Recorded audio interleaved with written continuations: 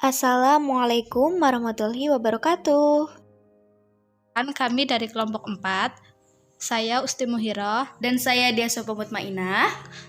Kami akan mempresentasikan mengenai model Squench, model Share, dan model Web. Sebelumnya, apakah kalian tahu tentang ketiga model tersebut, yakni model Squench, model Share, dan model Web? Yang pertama, model Squench. Kata Squench dalam bahasa Indonesia berarti urutan, rangkaian, atau rentetan. Sehingga model Squench dapat diartikan sebagai model urutan atau rangkaian. Model Squench dapat diartikan sebagai model urutan atau rangkaian dengan artikulasi yang terbatas, lintas, atau antar disiplin ilmu. Guru dapat mengatur ulang urutan topik sehingga unit-unit yang mirip dapat bersinggungan satu sama lain. Selanjutnya, ciri-ciri model Squench. Yang pertama, berpusat pada anak. Siswa lebih mudah memahami konsep karena adanya mata pelajaran yang saling berkaitan. Kedua, konsep dari berbagai bidang studi disajikan dalam suatu proses pembelajaran. Dan yang ketiga, guru bidang studi melakukan kerjasama dengan partner untuk mengurutkan konsep-konsep yang sama yang akan diajarkan pada siswa. Adapun kelebihan model Squench yaitu melalui penataan ulang urutan topik, bab, dan unit, guru dapat menetapkan prioritas kurikuler. Ini lebih baik daripada harus mengikuti urutan yang ditetapkan oleh redaksi buku. Dan kekurangan model Squench yaitu diperlukan kompromi untuk membentuk model.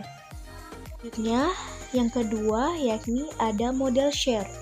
Pembelajaran model terbagi atau share adalah salah satu model pembelajaran terpadu yang merupakan gabungan atau keterpaduan antara dua mata pelajaran akibat adanya overlapping atau tumpang tindih konsep atau ide. Ciri-ciri model share. Yang pertama, memadukan dua disiplin ilmu yang memiliki konsep, sikap, dan keterampilan yang sama.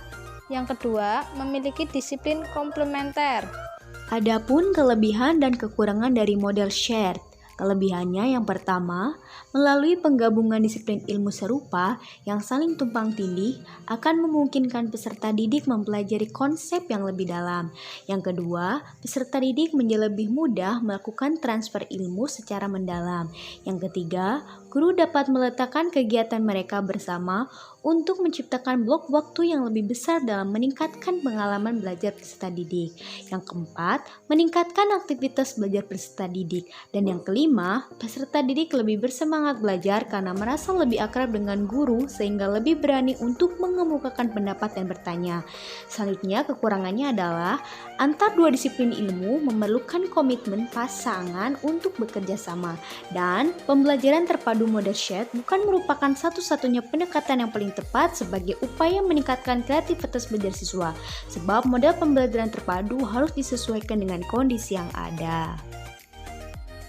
Model Webet. Menurut Fogarty tahun 1991, model Webet adalah suatu pola belajar mengajar dalam pembelajaran terpadu yang menggunakan topik atau tema untuk memadukan dan mengaitkan beberapa konsep yang saling terkait menjadi satu paket pembelajaran. Ciri-ciri dari model pembelajaran model Webet ini yaitu yang pertama, berpusat pada siswa. Yang kedua, memberikan pengalaman langsung. Yang ketiga, pemisahan mata pelajaran yang tidak begitu jelas. Yang keempat, menyajikan konsep dari berbagai mata pelajaran. Dan yang terakhir, bersifat fleksibel. Selanjutnya, adapun kelebihan dan kekurangan dari model web tersebut. Kelebihannya yang pertama, penyeleksian tema dapat ditentukan sesuai dengan minat anak agar termotivasi untuk belajar. Yang kedua, lebih mudah dilakukan oleh guru yang belum berpengalaman mengajar. Yang ketiga, lebih mudah dalam perencanaannya. Yang keempat, pendekatan tematik dapat memotivasi anak. Dan yang kelima, dapat memberikan kemudahan bagi siswa dalam melihat kegiatan-kegiatan yang saling terkait. Adapun kelemahannya, yang pertama, sulitnya penyelesaian tema sehingga ada kecenderungan untuk merumuskan tema yang dangkal dan guru lebih terpusat pada kegiatan daripada pengembangan konsep. Itu dia penjelasan materi dari kami.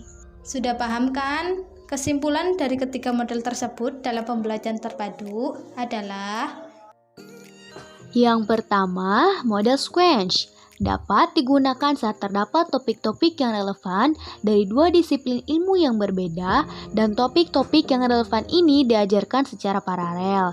Yang kedua, model pembelajaran terpadu tipe share didasarkan pada ide-ide pembagian yang berasal di dalam ilmu tersebut. Dan yang ketiga, model web adalah suatu pola belajar mengajar dalam pembelajaran terpadu yang menggunakan topik atau tema untuk memadukan dan mengaitkan beberapa konsep yang saling terkait menjadi satu paket pembelajaran. sekian presentasi dari kami, kurang lebihnya mohon maaf. Terima kasih. Wassalamualaikum warahmatullahi wabarakatuh.